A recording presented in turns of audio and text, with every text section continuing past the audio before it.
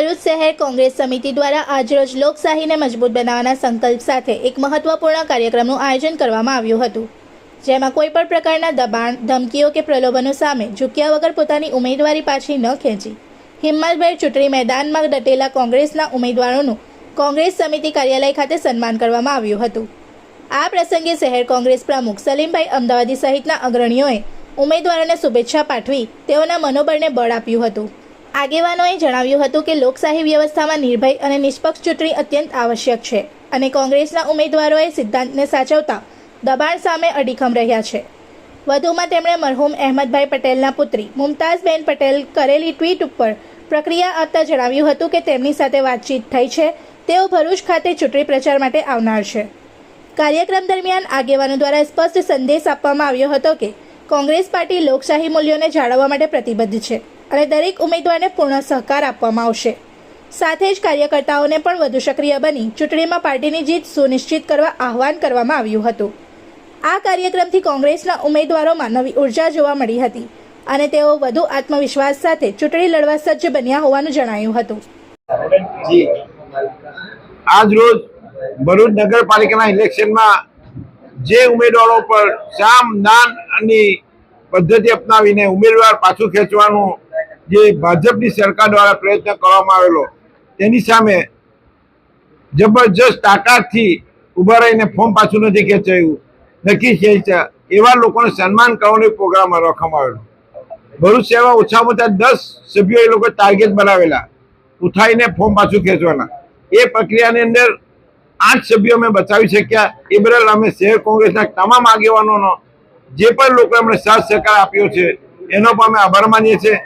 જે લોકોએ પાછા ફોર્મ નથી ખેંચ્યા એમને ખૂબ ખૂબ અભિનંદન આપીએ છીએ કે લોકશાહીને ટકાવી રાખવા માટે, સંવિધાનને ટકાવી રાખે ને ભરૂચ નગરપાલિકાના વિકાસ માટે એ લોકોએ આ રીતે જે રીતે ફોર્મ નથી પાછા ખેંચ્યા ને એમના આજે પ્રોત્સાહિત કરવામાં આવ્યા છે।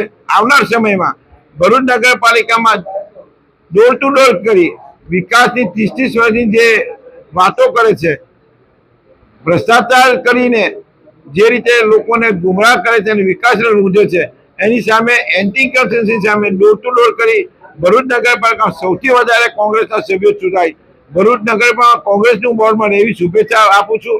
ભરૂચની પ્રજાને આજના માધ્યમથી રિક્વેસ્ટ કરું છું કે 30 વર્ષના શાસનને ઉખાડીને ફેંકવાનું, ભ્રષ્ટાચારીઓને ઉખાડીને ફેંકવાનું આ એક મોટું સાધન મતદાન છે ને મતાધિકારનો ઉપયોગ કરી કોંગ્રેસ તરફી મતદાન કરી ભારતીય જનતા પાર્ટીને ઉખાડીને નગરપાલિકામાં કોંગ્રેસનું બોર્ડ બને એવી મતદાન કરશો એવી આપને ફરી રિક્વેસ્ટ કરું છું। સલીમભાઈ, ભરૂચ જિલ્લામાં કોંગ્રેસના આગેવાનો છે, હોદ્દેદાર છે, એ ધુરંધર પ્રચારકો તો છે જ, પણ પછી મુમતાઝ પટેલ પાસે કેમ આશા રાખી હતી કે પ્રચાર કરવા આવે? મુમતાઝબેન સાથે મારે ઇલેક્શન પહેલા વાત થઈ હતી, પ્રચાર કરવા માટે આવવાના હતા ને જરૂર પડે તો આવશે। માન્ય અહેમદ પટેલ સાહેબ જ્યારે હતા એ ઇલેક્શનની પ્રક્રિયા પૂરી થાય, મતદાન વોટર્સ આ મતદાનના જે ઉમેદવારોની પ્રક્રિયા પૂરી થાય ત્યાં પછી પૂરા ગુજરાતમાં એ સમય આપતા હતા। તો મુમતાઝબેન પણ ભરૂચ જિલ્લાના બેટી છે, ભરૂચ જિલ્લાની એ છે, અહેમદ પટેલની દીકરી છે, એ પોતે પણ પ્રચાર કરવા ખુદ જ આવવાના છે। એમાં આશા રાખવાનો પ્રશ્ન નથી, એમની ફરજ પર છે, અમારી ફરજ છે કે અમે પ્રચારમાં બોલાવીએ એટલે આવવાના છે। જે રીતે એમને જે વાત સ્ટેટમેન્ટ કર્યું છે એ બાબતે મારી એમની સાથે વાત થઈ નથી, એ બાબતે એમની સાથે વાત કરવાનો છું।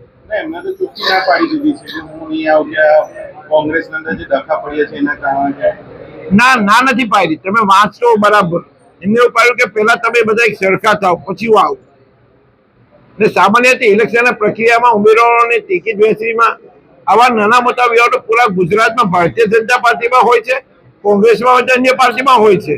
એટલે આ જે પ્રક્રિયા છે સામાન્ય છે, એ બાબતે અમે મુમતાઝબેન સાથે ખુલાસો કરીને કેમ્પેનિંગમાં અમે બોલાવીશું। इस वीडियो को लाइक करें, हमारे चैनल को सब्सक्राइब कर बेल आइकन जरूर प्रेस करें हमारी न्यू वीडियो सबसे पहले देखने के लिए।